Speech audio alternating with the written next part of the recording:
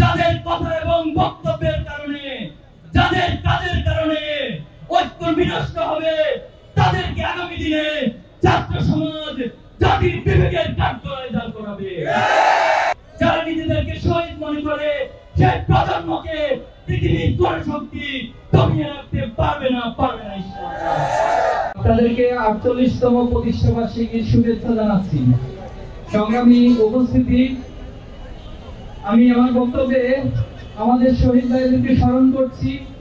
ইসলামী ছাত্র শিবিরের প্রথম কেন্দ্রীয় সভাপতি শহীদ মীর কাসেম আলী থেকে শুরু করে শহীদ কামারুজ্জামান থেকে শুরু করে শত শত শহীদের রক্তে রঞ্জিত এই কাফেলা যাদের দ্বারা সিক্ত হয়েছে, সেই শহীদ ভাইদের জন্য আল্লাহর কাছে দোয়া করছি।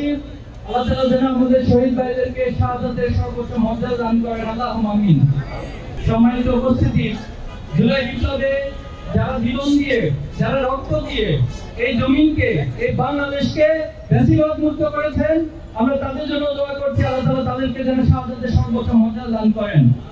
এখনো পর্যন্ত যারা আহত অবস্থায় আছেন তাদের জন্য দোয়া করি, আল্লাহ তাআলা তাদেরকে সুস্থতা দান করুন, আল্লাহুম্মা আমিন। সম্মানিত উপস্থিতি, ইসলামী ছাত্র শিবির কেন প্রতিষ্ঠিত হয়েছিল? এই প্রশ্ন যখন আমরা উত্তর খুঁজতে যাই, আমাদেরকে ইতিহাসের দিকে তাকাতে হয়। বাংলার এই জমিন, এই ভূখণ্ড ইসলামিক ভাবধারা এবং ইসলামী জাতিসত্তার উপরে গড়ে উঠেছিল।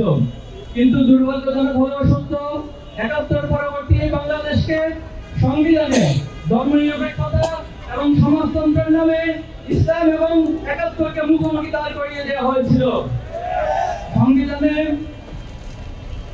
সংবিধান কর্তৃক বাংলাদেশকে একটি ইসলাম বিমুখ এবং ইসলাম বিদ্বেষী রাষ্ট্র হিসেবে তারা প্রতিষ্ঠিত করতে চেয়েছিল।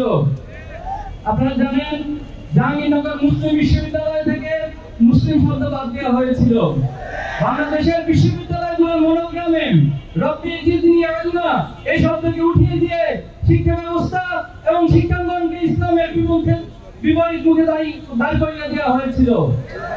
সংগ্রামী উপস্থিতি, সেই ধারায় আমরা দেখেছি রক্ষী বাহিনী এবং লাল বাহিনীর নামে বাংলাদেশের গুম খুন এবং হত্যার রাজত্ব কায়েম করা হয়েছিল এবং স্বৈরাচার প্রতিষ্ঠার জন্য শেখ মুজিব এসে বাকশাল কায়েম করেছিল। কিন্তু ৭৫ পরবর্তী বাংলাদেশে যখন দ্বন্দ্ব বিক্ষুব্ধ এবং অস্থির পরিস্থিতি বিরাজ করছিল, যখন ছাত্র সমাজ জাহিলিয়াতে নিমজ্জিত হয়ে ইসলামের আলোয় আলোকিত হওয়ার জন্য রাস্তা খুঁজতেছিল, তখনই ইসলামী ছাত্র শিবিরের আবির্ভাব ঘটেছিল বাংলাদেশে। ঢাকা বিশ্ববিদ্যালয় কেন্দ্রীয় জামে মসজিদ থেকে শুরু করে যে কাফেলা সেদিন যাত্রা করেছিল, সেই কাফেলা আজ অবধি শত শত শাহাদাতের নজরানা পেশ করেছেন, শত শত জুলুমের নজরানা পেশ করেছেন, কিন্তু ইসলামী ছাত্র শিবিরের অগ্রযাত্রাকে আজ পর্যন্ত কেউ দমিয়ে দিতে পারেনি। ঢাকা বিশ্ববিদ্যালয় সহ বাংলাদেশের সকল ক্যাম্পাসগুলোতে সুস্থতার ছাত্র রাজনীতি চর্চার লক্ষ্যে ছাত্র সংসদ নির্বাচন আবার দিতে হবে। বিগত ফ্যাসিস্ট সরকার এবং তার আগে আমলে এই বাংলাদেশের শিক্ষা ব্যবস্থাকে ধ্বংস করে দেওয়া হয়েছে। একটি ইসলাম বিদ্বেষী এবং অনৈতিক অশ্লীল মনধারার একটি শিক্ষা ব্যবস্থা এই দেশের মানুষের উপর চাপিয়ে দেওয়া হয়েছে। আমরা বলতে চাই, এই সরকার দ্রুত সময়ের মধ্যে একটি স্বাধীন এবং ইসলামী মূল্যবোধের ভিত্তিতে স্বাধীন শিক্ষা কমিশন গঠন করে শিক্ষা ব্যবস্থার পূর্ণ রূপরেখা প্রদান করতে হবে। সংগ্রামী উপস্থিতি, অনেক রক্তের বন্যার উপর দিয়ে ৫ই আগস্ট পরবর্তীতে আমাদের কাছে নতুন বাংলাদেশের এক সম্ভাবনা উন্মুক্ত হয়েছে। আমরা আজকে এই প্রোগ্রাম থেকে সকল ফ্যাসিবাদ বিরোধী শক্তিকে ঐক্যের আহ্বান জানাচ্ছি। আমি নাম ধরে বলতে চাই, যারা অতীতে ফ্যাসিবাদের বিরুদ্ধে লড়াই করেছে, ছাত্রদল সহ সকল ইসলামী মূল্যবোধের দল সমূহকে জাতীয় ছাত্র ঐক্য গড়ে তোলার আহ্বান জানাচ্ছি। আমি বাংলাদেশের জামাতে ইসলামী এবং বিএনপি সহ সকল রাজনৈতিক শক্তিকে জাতীয় ঐক্য গড়ে তোলার আহ্বান জানাচ্ছি। আজকের এই প্রোগ্রাম থেকে এই মেসেজ দিতে চাই, যাদের কথা এবং বক্তব্যের কারণে, যাদের কাজের কারণে ঐক্য বিনষ্ট হবে, তাদেরকে আগামী দিনে ছাত্র সমাজ জাতির বিবেকের কাঠগড়ায় দাঁড় করাবে।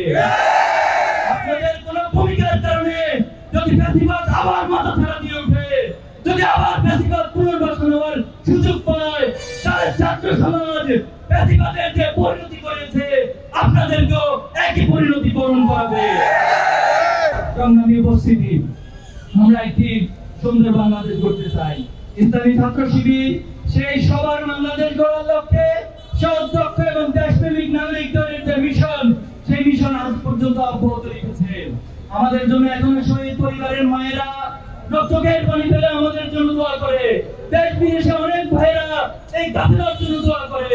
প্রিয় সাথীদেরকে আহ্বান জানাতে চাই, সকল ভাইদের এই আবেগ ভালোবাসা, এই দোয়াকে পুঁজি করে আগামী দিনে বাংলাদেশে ইসলামী ছাত্র শিবির সবার বাংলাদেশ, সমৃদ্ধ বাংলাদেশ গড়ে তোলার জন্য তার সর্বাত্মক প্রচেষ্টা অব্যাহত রাখবে ইনশাআল্লাহ। আমরা কি প্রস্তুত আছি? ইনশাআল্লাহ আমরা আমাদের মেধা, যোগ্যতা সবকিছুর মধ্য দিয়ে, আল্লাহর সাহায্যের মধ্য দিয়ে এই বাংলাদেশকে সমৃদ্ধ বাংলাদেশ গড়ে তুলবো। আল্লাহ আমাদের সহায়।